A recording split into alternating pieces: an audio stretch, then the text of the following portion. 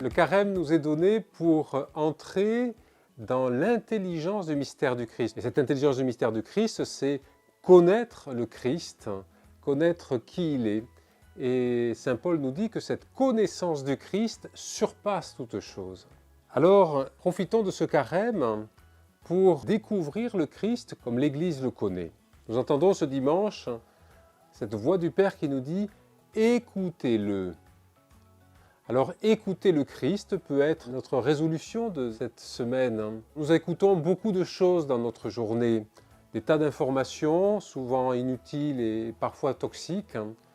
Et il conviendrait peut-être d'évacuer ces informations pour disposer notre cœur à entendre la parole du Christ. Et cette parole du Christ, elle nous est donnée bien sûr d'abord dans l'Écriture.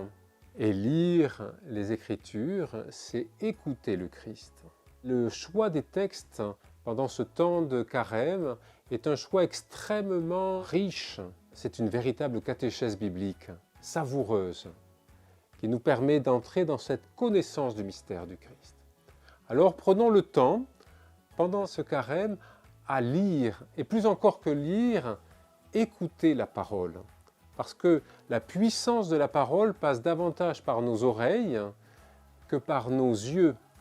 Et donc nous sommes invités à donner, à entendre cette parole et à la recevoir de ceux avec qui nous vivons. Comme on dit qu'après Mozart, le silence est encore Mozart, eh bien le silence après la parole de Dieu, c'est encore la parole de Dieu. Voilà comment nous progressons dans cette connaissance du Christ.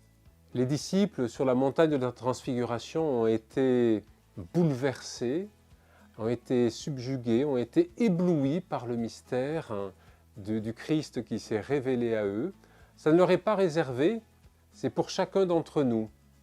Pour chacun d'entre nous, pour découvrir ce mystère du Christ. Et plus nous le découvrons, plus nous en serons éblouis. Plus nous en serons éblouis, plus nous en serons purifiés. Plus nous en serons purifiés, plus nous en serons heureux et réjouis. Alors oui, écoutons le Christ, écoutons le Fils unique, entrons dans cette intelligence du mystère du Christ. Bon et saint carême!